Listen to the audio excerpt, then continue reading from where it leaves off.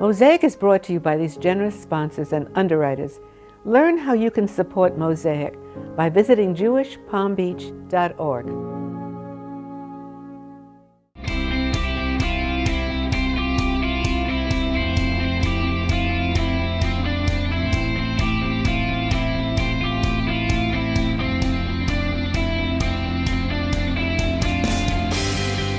Good morning, I'm Barbara Kay, here with Susan Portnoy, and welcome to Mosaic, Jewish Federation of Palm Beach County's weekly news magazine show. Here in the Palm Beaches, organizations like the Jewish Federation and the Mandel JCC are making available some of the world's most impressive and provocative works of Jewish arts and culture. Today, we're speaking with Larry Weinstein, an Academy Award-nominated filmmaker whose documentary on a unique Jewish topic is headlining this year's Donald M. Ephraim Palm Beach Jewish Film Festival. And later, we'll talk to leaders of some of this community's signature initiatives for Jewish arts and culture. We'll be right back with Mosaic after this brief commercial break.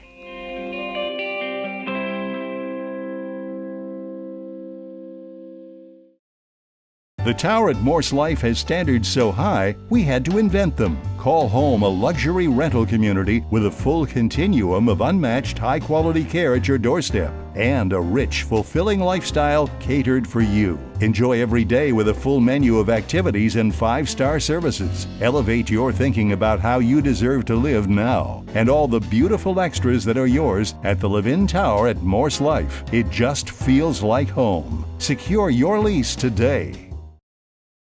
Please consider supporting Mosaic's generous sponsors at Bruce Gendelman Insurance Services. Visit gendelman.com today for your expert consultation.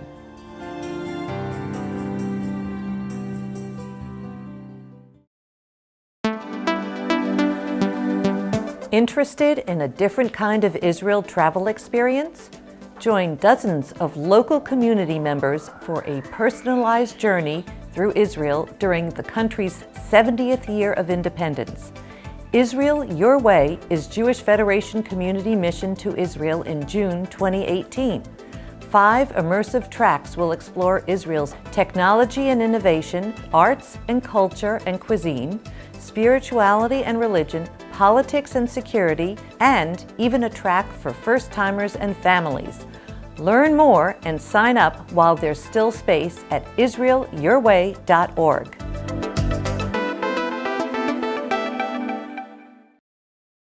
The all-new Bremen Porsche, a world-class experience. Club Bremen is amazing. World-class dedication. It's the most exciting thing. I recommend it to anybody. I don't care what your skill level is. World-class excitement. I think it's a great brand. These cars are designed to go this fast. World-class performance. They took me out to the track to race the car. Anyone that wants to get a Porsche, Bremen is the place to go. The all-new Bremen Porsche, a world-class experience. Jewish Federation is rolling out the red carpet for you on March 8th for one night, a celebration of impact. Featured speaker Mark Platt is an award-winning theater, film, and TV producer whose projects include Wicked, La La Land, and many other modern-day classics. One night is taking place at the Palm Beach County Convention Center and features special receptions for Jewish Professionals Network and major donors to Federation. Learn more and RSVP now at jewishpalmbeach.org/one-night.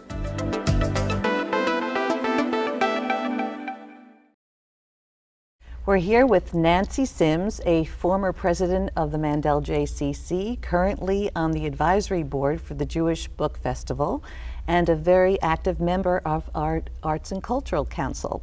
We also have with us Ellen Wedner, the vice president of our Arts and Culture Center, and the executive director of the Donald M. Ephraim Palm Beach Jewish Film Festival. Welcome, ladies. Thank you.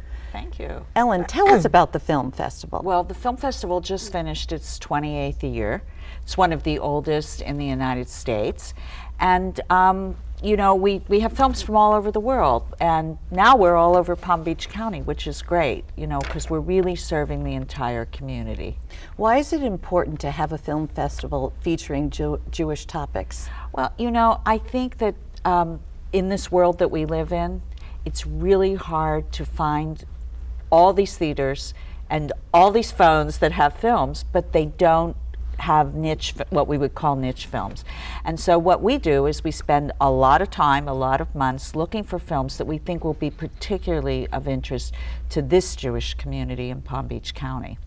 How do you actually go about choosing these films? Aha, you're going to hear our secrets. Okay. We have a screening committee, Nancy's part of it, and we start right after the festival is over in March, and we screen films all summer. And then we try to take all of the ones that we really loved and say, what's different? So we have a little bit of this, a little bit of that. It's like baking a cake, Susan. It's a little bit of this, a little bit of that. And then we can create a very diverse program that features culture, Jewish history, Jewish heroes, as many different topics as we can find, because our joy is when people come up to us at the festival and say, I didn't know that. It's something new. I've learned something new. So that's sort of how we do it. So you have lay leaders that Absolutely. View the films, and then do you come together and... Well, we do it as a group, and at the end of we each voice our opinion in the room together, and then we write it down, and then I have all those sheets at the end, and we sort of, I can tell what people like at this point, and it's so nice because there's so many different points of view, because our leaders are from all over the United States. We come together in Palm Beach, and we each bring a different perspective. Nancy, how has this experience been for you? So this has been wonderful, and the film festival piggybacking with the book festival has really put the Mandel JCC on the map. And just like I feel that the JCC is the gateway to the Jewish community, I feel that the cultural arts program at the JCC is such. And I'm thrilled with them being integrated.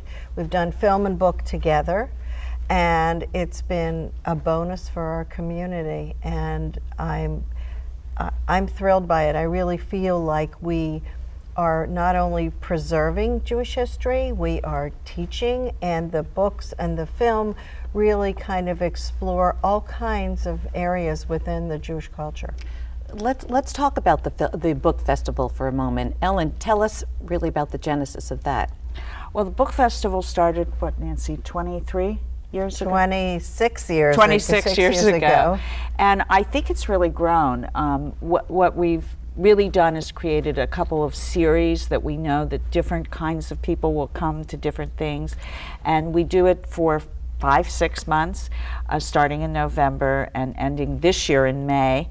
And as Nancy said, we've been able to integrate it. So this year, Book Festival is part of Real Matters, which is our Tikkun Olam series.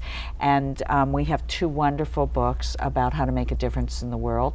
And we also have bagels and books. And especially this year in March, we'll be doing a Jewish Arts Week, which is a combination of musical review, books, and film. So we've really figured out a way to look at arts through a Jewish lens. And I was just going to add that one of the aspects of this that's so unique to the community is that we are able to bring in initially the best and the brightest of the new year.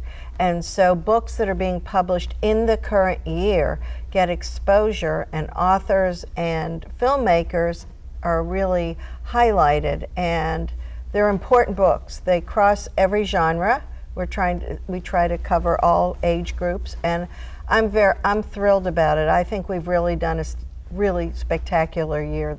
We have great authors and great films. We were excited because we got most of the authors Yes. that we requested. Yes. And as Nancy said, the genres are completely different. So from Rachel Kadish to Michael Franks to the new book fair that we did in Boynton Beach this year, we just really feel that, yes, people are still reading books, and we're serving that community. And just to let the audience know, there's an upcoming book festival event at Boynton Beach. There is. On February 25th, we have actually one of my favorite authors, so I'm so excited, Dara Horn, who has written a new book called Eternal Life. And it's just about a mother who's 2,000 years old, which happens to so many of us. And I think it's going to be really special. It's at Seagate Country Club. Well, thank you very much for joining us, and you've got a wonderful cultural arts program at our JCC. Thank you, Susan. Coming up, more from our interview with Academy Award-nominated filmmaker Larry Weinstein. Please consider supporting Mosaic sponsors at Lesser, Landy & Smith. Visit lesserlawfirm.com to learn more.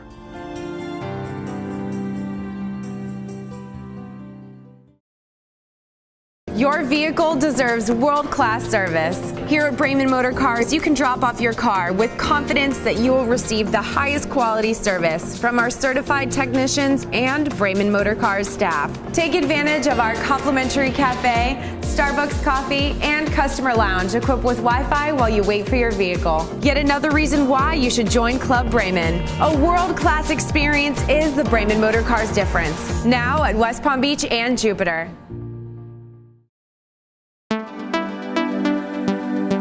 Interested in a different kind of Israel travel experience? Join dozens of local community members for a personalized journey through Israel during the country's 70th year of independence. Israel Your Way is Jewish Federation Community Mission to Israel in June 2018. 5 immersive tracks will explore Israel's technology and innovation, arts and culture and cuisine, spirituality and religion, politics and security, and even a track for first-timers and families. Learn more and sign up while there's still space at israelyourway.org.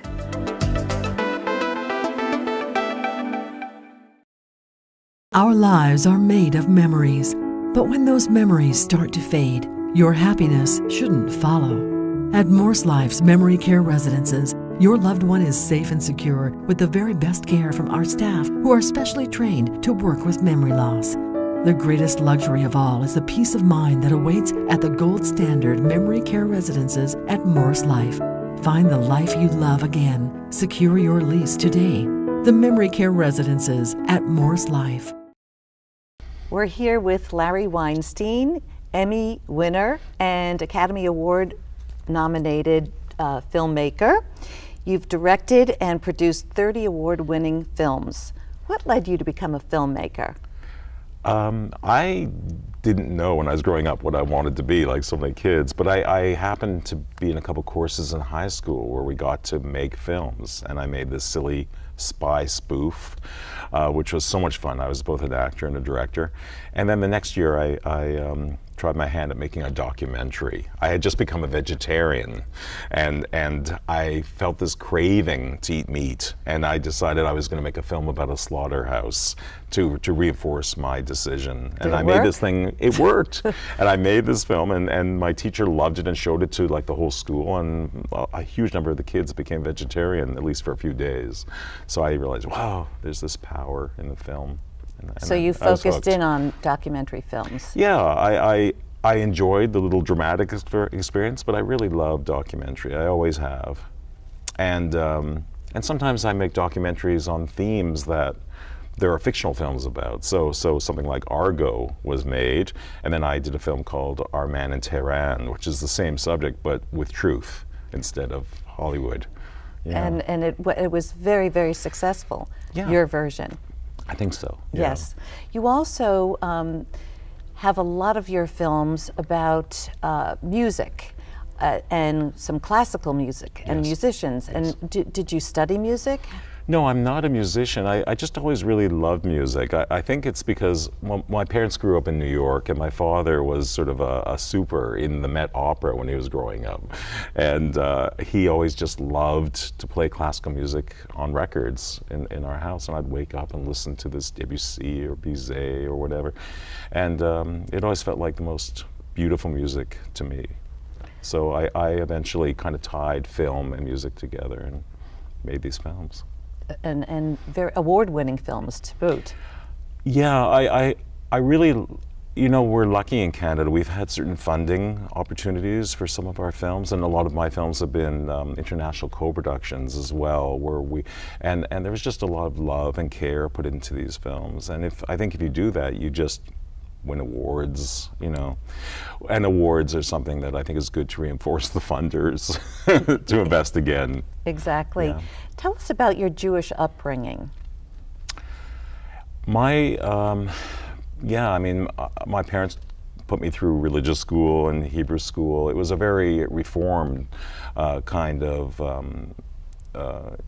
background, and our synagogue had courses, and it was like credit courses when we were kids. So I was taking courses on Hinduism and Buddhism and Christianity, and one day the principal called me into his office and said, "Hey Larry, you're not taking anything on Judaism."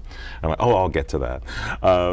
But it was just sort of more about spirituality and sort of humanity, and I never have been religious.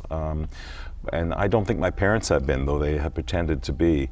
But you know, even my father, who I think has belief or had belief, he said, you know, the greatest atheists in the world were Jewish.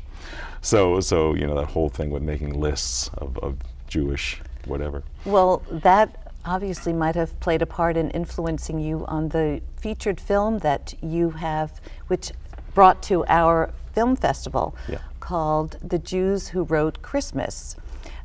We changed the title to Dreaming of a Jewish Christmas. Oh, you did? Yeah. Okay. The original title was The Jews Who Stole Christmas, and we thought that's probably not a good idea. I think that's actually It was very based funny. on the Grinch thing. Yes, but yes. Your film, The Jews Who Wrote Christmas, which now has a new title, Dreaming of a Jewish Christmas, is the closing film for our Mandel JCC's Donald M. Ephraim Palm Beach Jewish Film Festival. Can you tell us about that film? I have to say I'm really fond of this film, and I don't often say that right after I finish films. I look for the flaws and I see the shortcomings, but this is a film that it wasn't my idea initially. I worked with two producers in Toronto, Jason Charters and Liam Romalis, who presented the idea of this film, which at the time was called The Jews Who Stole Christmas. Maybe not a greatest title, but in some ways. And they presented at some trade show that I was at in Europe, and I thought they were going to direct it, and I went up to them and I said, "Oh, I'm so jealous. This is such a great idea. I'm very aware of the composers of Jewish Christmas songs." We need to take a break. We'll be right back after this brief message. Coming up, more from our interview with Academy Award nominated filmmaker Larry Weinstein. Live the way you want to live, in the luxury you deserve.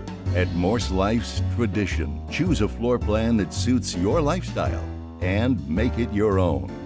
Impeccable service and the gold standard in specialized signature healthcare. Live healthy. Live happy. At Tradition is where the living is easy, every day and in every way. Your home. Morse Life. Tradition. Jewish Federation is rolling out the red carpet for you on March 8th for one night, a celebration of impact. Featured speaker Mark Platt is an award-winning theater, film, and TV producer whose projects include Wicked, La La Land, and many other modern-day classics. One night is taking place at the Palm Beach County Convention Center and features special receptions for Jewish Professionals Network and major donors to Federation. Learn more and RSVP now at jewishpalmbeach.org/one-night.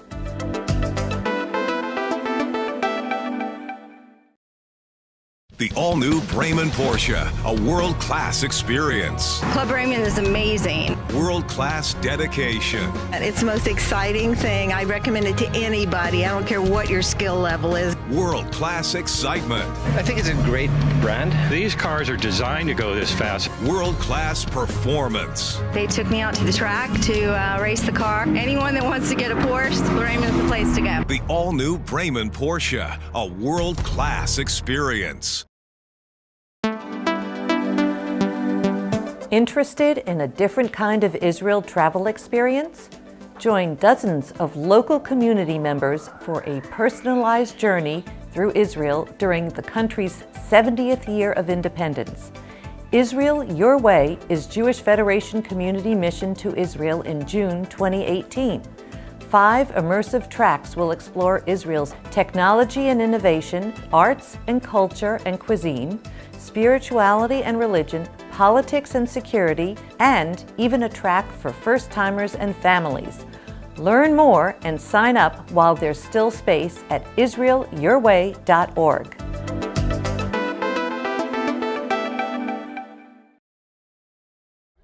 We're back with Larry Weinstein, about to tell us what the film is about.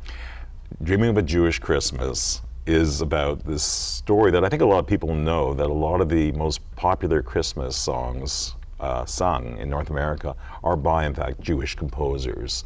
And I knew that all along, and that's why I thought, oh, what a fun thing to make a film about. But I don't think we know the extent of the list. I mean, people do know that Irving Berlin wrote, White Christmas, but once you know that it's Rudolph the Red-Nosed Reindeer and Silver Bells and Winter Wonderland, Chestnuts on an Open Fire, the Christmas song, like many of those, and even a song like Do You Hear What I Hear that actually does talk about Jesus, or even the Little Drummer Boy is something that was reshaped by a Jewish composer arranger from an ancient song. And it's incredible how many of the songs and the most beautiful songs and poignant songs and the ones that really are about family warmth. And some people have said that these songs are associated with the warmth of the holiday. One of my cynical friends who's not Jewish said that before the Jews came in and wrote these songs, the songs were like dirges.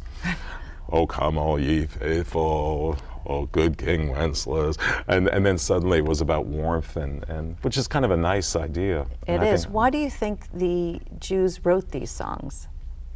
Well, I mean, the Jews who wrote these songs were part of that incredible Tin Pan Alley, eventually the American Songbook. These were the great songwriters of America. And some of them may have thought, it's a good business to write these things.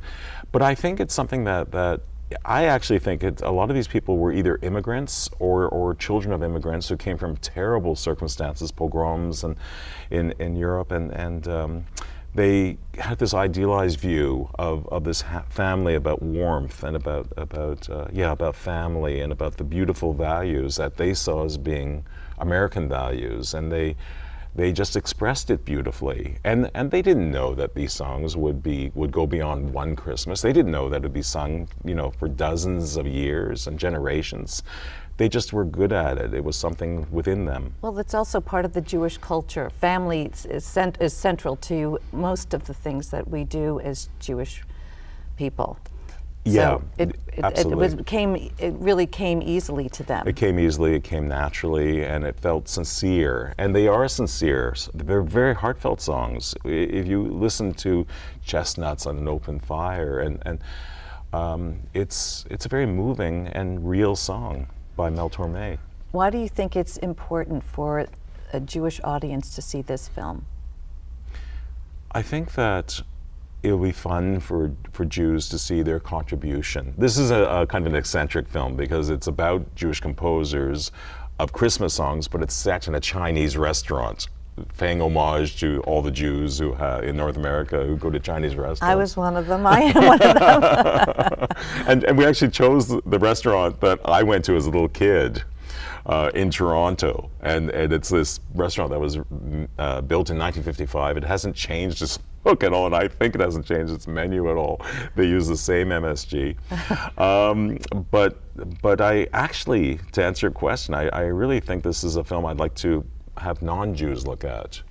And I think that Christians who realize that this story is about inclusiveness and tolerance and some of the things that we're not hearing about in the news too much these days. That's really what this film is about. This isn't your first film dealing with Jewish topics. You wrote or you directed a film called Hannah's Suitcase. Yeah, it's based on the book called Hannah's Suitcase, which is a very popular book, certainly in Canada.